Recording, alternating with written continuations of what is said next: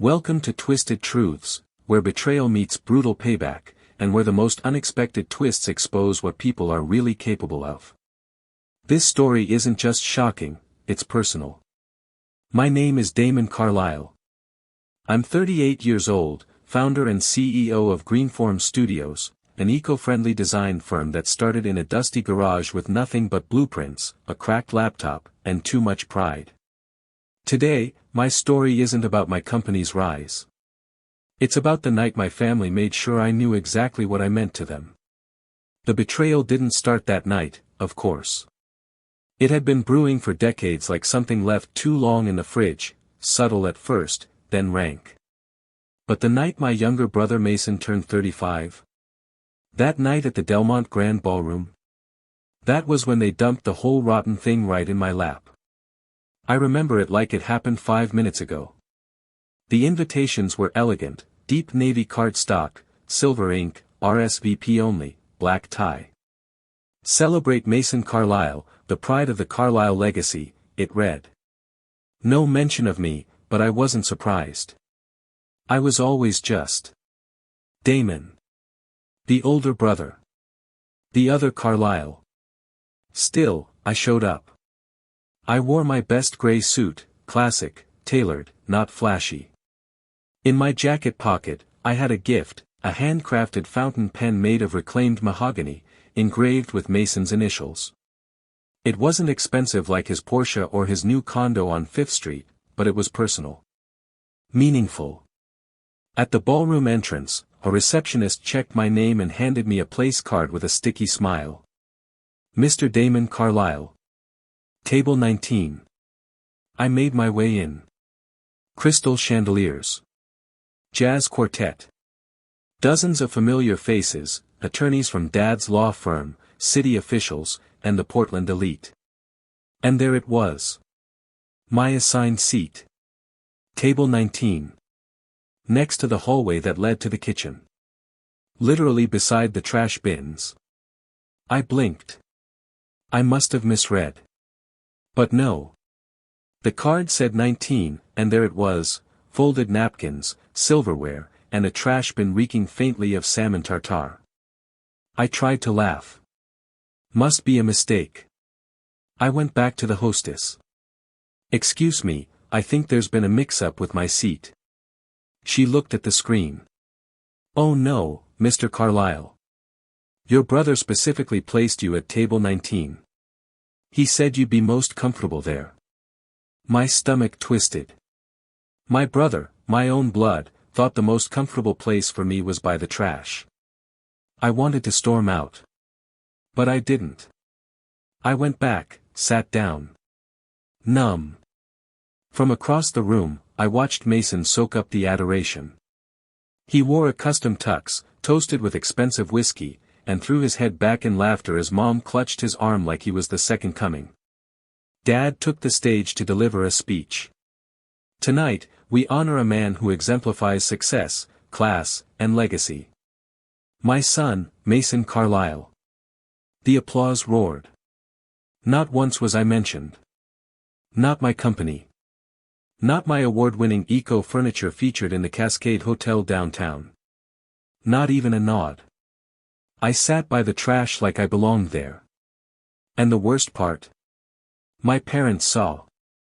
And they didn't flinch. In fact, they smiled. They didn't just put me by the trash. They treated me like I belonged there.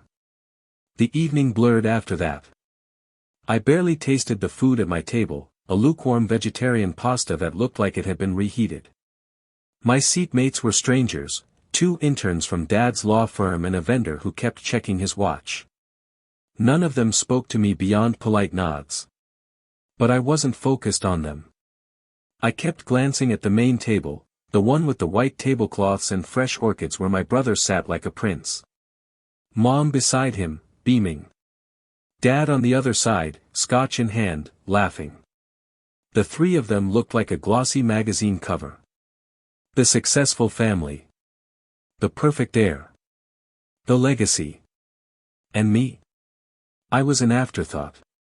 When dessert came, I stared down at the tiny chocolate tart on my plate and felt something in me crack. It wasn't just about being ignored. It wasn't just that Mason had humiliated me publicly. It was that my parents let it happen. No, approved of it. After everything I'd done to prove myself. After years of building Greenform Studios from the ground up, starting with nothing, surviving lean months, winning eco awards, finally signing contracts with luxury hotels, they still saw me as the oddball.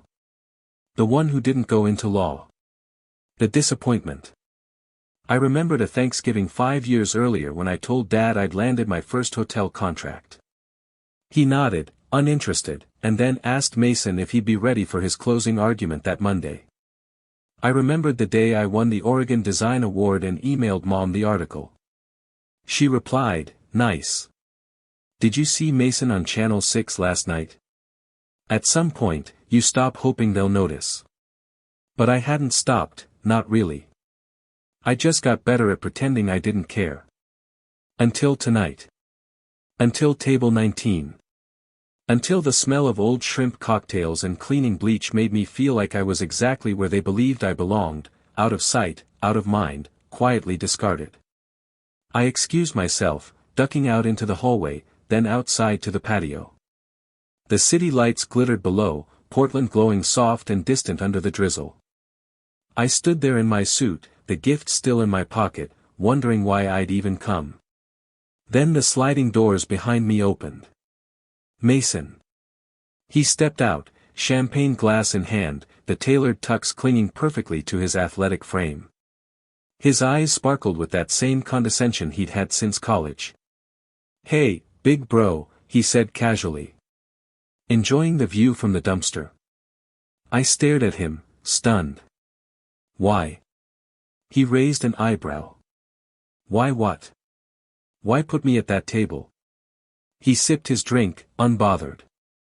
"Because, Damon, this isn't your world. It never was. You make eco-furniture, not million-dollar legal wins. You don't belong with the real power players." I couldn't breathe. "You're my brother," I said slowly. "Why would you do that to me?" He smirked. "You've always acted like some martyr. Maybe it's time you realized, being good doesn't mean being great." His words landed like blows. Then he walked back inside. And I stood there, soaked in cold drizzle, my chest tight, my soul quieter than ever before. That night, when I got home, I didn't sleep. I sat on the edge of my bed in my crumpled suit, replaying every word. Every smirk. Every time I tried to reach out and was pushed away. And slowly, something hardened in me. This wasn't just cruelty. This was war. And it was time I stopped begging for a seat at their table, and started building my own. I didn't plan on revenge. I planned on healing. But what I discovered, changed everything. 2 days after the party, I sat alone in my office. My staff had all gone home. The only sounds were the hum of the building's old radiator and the occasional hiss of Portland rain against the windows. I hadn't told anyone what happened. Not even Rachel, my operations manager who's been with me since Greenform was nothing but sketches and sawdust. I didn't want pity. I wanted clarity. I opened my laptop and began typing. At first, it was just to get it out. A journal entry. A quiet scream into the void. But the words turned into something else. Something true. Something raw. Something that deserved to be heard. I titled the post, "What It Feels Like to Be the Brother at Table 19. I didn't name Mason. I didn't attack anyone. I just told the story, the trash bin, the seat placement, the speech where my name was never mentioned, and the way I'd spent years building a company that was never enough. I ended the post like this. I'm not looking for sympathy. I just want people to know this, no matter how hard you work, no matter how true your path is, you may never get applause from the people you love most. And that's okay. Because sometimes, you don't need their table. You just need your voice." I hit post and closed my laptop. The next morning, the post had 1,500 likes. By lunch, it was over 10,000. People weren't just reacting, they were sharing. Commenting. This hit me in the gut. I've been the other sibling all my life. Thank you for saying what so many of us feel but never speak. You're not invisible. Not anymore. And then came the messages from inside the very circle that had humiliated me. A former employee from my dad's law firm DM'd me. I saw what happened at the party. It wasn't just petty, it was strategic. Mason's aiming for a state judicial seat. Your presence doesn't fit the image he's cultivating. His words, not mine. A shiver ran down my spine. Strategic? Another message came from an environmental nonprofit based near the Willamette River. Mason Carlisle is the same attorney who represented Westvale Holdings in our case. The one that got our forest zoning rights overridden. He promised community support in court and then buried our testimonies. We were steamrolled. I remembered that lawsuit. It made headlines. Mason had been praised in legal circles for clearing legal red tape to allow urban expansion. But I never knew the full cost. I started digging. Court records. Public filings. Articles no one read past the headlines. And there it was. Mason represented a luxury real estate group, Westvale Holdings. He suppressed environmental studies that would have protected wetlands. He discredited community leaders by bringing up unrelated past charges during depositions. He had an internal email, leaked in a whistleblower article, saying, "Let's clear out the noise. These low-income blocks aren't our concern. The noise." That's what he called people. People like the ones my designs aim to help. Families like the ones I grew up around. My hands shook. Not with fear. With resolve. Mason didn't just humiliate me. He built his empire on silencing people like me. And suddenly, revenge didn't feel petty. It felt righteous. If he wanted war, I'd give him one. But not the kind he was ready for. I didn't come from a vengeful place. At least, not at first. But after reading that email, "Let's clear out the noise," I felt something I hadn't felt since I was a kid watching Mason get praised for things I did first. Something old and sharp. I wasn't going to scream. I wasn't going to fight him in the streets or burn bridges. No. I was going to expose him, with precision, purpose, and patience. The first step. Build credibility. I turned that single viral LinkedIn post into a movement. Each day that week, I posted stories, not just about the party, but about sustainability, ethics in business, the power of being overlooked and still showing up. I talked about the Westvale case, but not in a "my brother's evil" way. I framed it around this question. What kind of professionals are we celebrating? Those who win at any cost? Or those who build with conscience? The engagement exploded. Hundreds of thousands of views. DMs from nonprofit leaders. Shares from CEOs who'd once ignored me at Portland galas. The next step. Collaborate with the people Mason hurt. I reached out to the Willamette Environmental Alliance, the same group Mason steamrolled. They remembered him well. I offered to design a public pavilion using recycled materials, dedicated to the families displaced by the Westvale development. For free. They were stunned. And then grateful. We drafted plans within a week. A riverside space with sustainable benches, info panels, and a mural painted by local kids from the affected neighborhoods. Word spread fast. And media took notice. The Portland Courier ran a feature. From trash table to community hero, Damon Carlisle builds what his brother destroyed. I didn't write that headline. But I didn't correct it either. Mason didn't react at first. He probably thought it would blow over. But then I sent a private email to one of his biggest clients, Cascade Realty Group, who'd been negotiating a $2.5 million contract with him. Subject line, a question about who represents you. I didn't accuse him. I simply linked court records, local articles, and screenshots of Mason's deposition where he referred to the community as an emotional inconvenience. I wrote, as a firm that values equity and sustainability, you may want to review this material before signing. What you represent matters. I CC'd their head of communications and legal counsel. The next day, the deal fell through. And then came the cracks. Mason's image, so carefully curated, began to chip. Someone from his own firm leaked internal complaints. A former paralegal went public with claims that Mason forced her to delete client memos that contradicted his closing arguments. Suddenly, the golden boy was on the defensive. But I wasn't done. The final step. The event. I decided to host my own gala. A fundraiser for the Willamette families. A celebration of ethical entrepreneurship. And a public relaunch of Greenform Studios.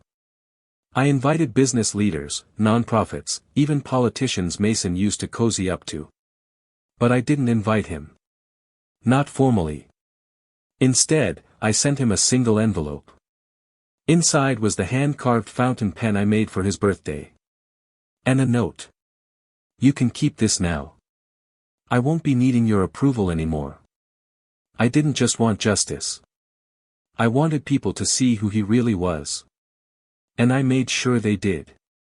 The night of the gala, I stood backstage at the Portland Modern Museum, listening to the buzz of over 300 guests filling the glass-walled atrium. Candlelight flickered against art installations made from upcycled metal and river stones. Reclaimed wood beams framed the entryway. It was the most ambitious event I had ever pulled off. The theme was clear, designing with conscience. But make no mistake, this wasn't just about furniture. This was my battlefield.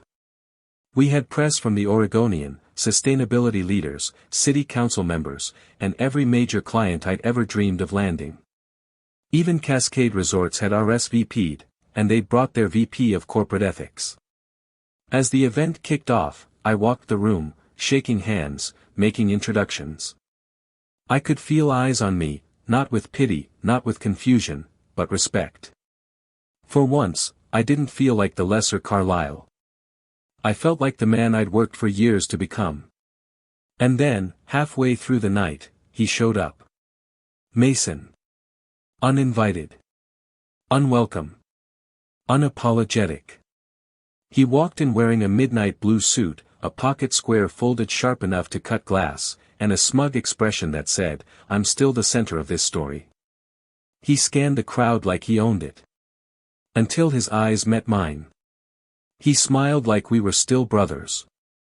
"Quite the turnout," he said as he reached me. "You've really leaned into the whole underdog thing. Bravo." I didn't flinch. "You're not the story tonight."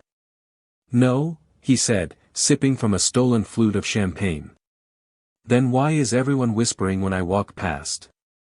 He was right. Some guests were whispering. Because earlier that day, an investigative journalist had published a piece titled, "The Price of Victory, Mason Carlyle's Legal Tactics Under Fire." The piece detailed the Westvale case, citing the leaked deposition, the displaced families, and his pattern of undermining environmental protections for profit. I hadn't leaked it, but I had connected the journalist with the right sources. I let the truth speak. And now the whispers Mason feared weren't adoration. They were doubt. Later, when I took the stage, I looked out over the crowd, people in suits, in second-hand clothes, in non-profit hoodies, all gathered for one reason, integrity. I took a breath and began. Tonight isn't about revenge or rivalries. It's about rebuilding. Rebuilding trust. Rebuilding communities. Rebuilding ourselves when others call us trash, because we know the value in things they throw away. People nodded. Some clapped. Some stood. And then I dropped the final brick. I'm proud to announce that Greenform Studios will partner with the Willamette Environmental Alliance to construct the first publicly funded sustainability center in Portland. A center built from reclaimed material, for displaced families, powered by solar, and open to every community leader who's ever been ignored by those in power. Applause erupted. Camera flashes went off. I saw Cascade Resorts VP lean forward, visibly impressed. And Mason? He was frozen. Like the room was a courtroom and he'd just realized he was the defendant. An hour later, I caught him outside, near the valet. He lit a cigarette with shaking hands, something I hadn't seen him do since college. You orchestrated this whole thing, he said bitterly. I shook my head. I gave people the truth. They chose what to do with it. You ruined me. No, Mason, I said quietly. You did that yourself. I just made sure no one looked away. He didn't reply. Just stared at the ground like he'd finally found the bottom of whatever pedestal he'd been standing on. And I turned, walked back inside, and let the doors close behind me. I thought I had seen the last of his manipulation. But Mason wasn't done. Not yet. I should have known it wouldn't end there. The gala had shaken Mason, but it didn't destroy him, not the way he feared. Not yet. 2 days later, a letter arrived at my studio. Not an email. A formal, embossed envelope with the Carlyle and Partners firm seal. Inside, a cease and desist letter. Mason was threatening legal action. The accusation? That I'd defamed him, interfered with business contracts, and caused material and reputational damage. My hands trembled as I read it. Not with fear, but fury. He hadn't learned a damn thing. He still thought this was about me versus him, when the Real story was about truth versus image. Integrity versus control. He was still trying to weaponize his power, to silence me like he did those working-class families. I called my lawyer, Laura, someone who believed in Greenform's mission since day one. She read the letter, sighed, and said, "He's bluffing. Classic intimidation. He's banking on you backing down to preserve your brand. Don't." But that wasn't the twist. That came 3 days later, when I got an unexpected call from a man I hadn't spoken to in years. My father. "Damon," he said flatly. "We need to talk." It wasn't a request. It was a summons. We met at his office, Carlyle and Partners, corner of 5th and Broad, the same building where Mason had his name freshly etched into the firm's glass doors just last fall. Dad looked older. Not in age, but in weight, like the fallout had finally begun cracking the steel frame of his composure. He didn't waste time. "Mason's lost 3 major clients," he said, eyes cold. "You've made this personal. And now, you've jeopardized this firm." I stayed quiet. "I warned you not to embarrass this family. But now, you've not only embarrassed us, you've drawn blood." That's when he slid another letter across the desk. It was from the State Bar of Oregon. A formal investigation had been launched into Mason's ethics violations. Complaints had surfaced from 3 different community organizations and 2 of his own former clients, spurred, no doubt, by the coverage from the gala and the investigative article. Dad's voice wavered for the first time. "They're reviewing his license, Damon. Your brother could be disbarred." I looked down at the letter. The official seal. The investigation number. The complaint summary. And I felt nothing. Not joy. Not triumph. Just silence. Like watching the final frame of a movie you didn't enjoy but had to finish. "You wanted to punish him," Dad said bitterly. "But this? This could destroy his life." I looked up. "No," I said.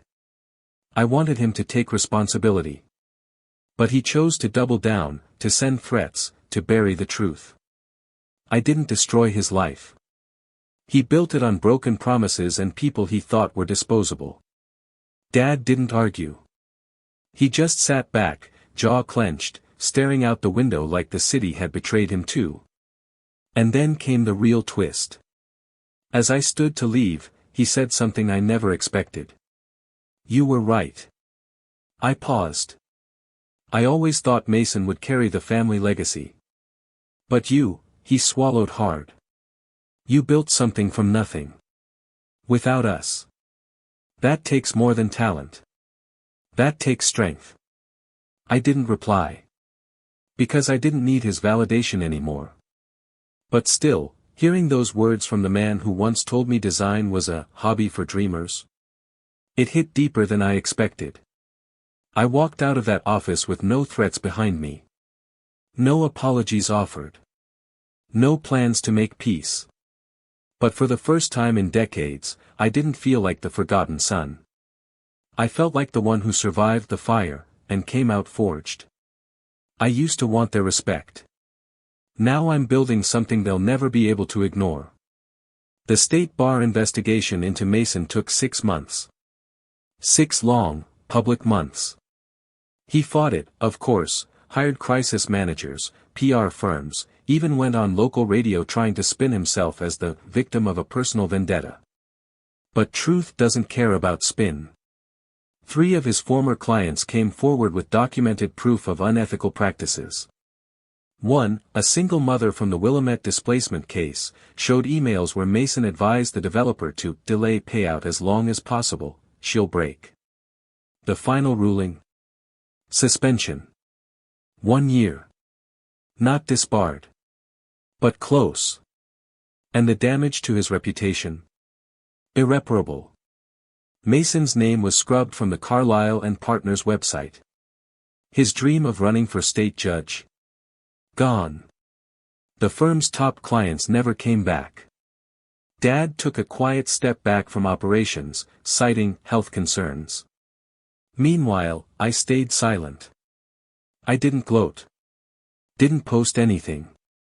I let the consequences speak for themselves. Greenform Studios, on the other hand, bloomed like spring after a harsh winter. We signed a long-term deal with Cascade Resorts, furnishing all new builds with sustainable interior designs. The Willamette Sustainability Pavilion opened 6 months ahead of schedule and became a case study for urban eco-integration. I started getting invitations to speak at conferences. Not about revenge, but about resilience.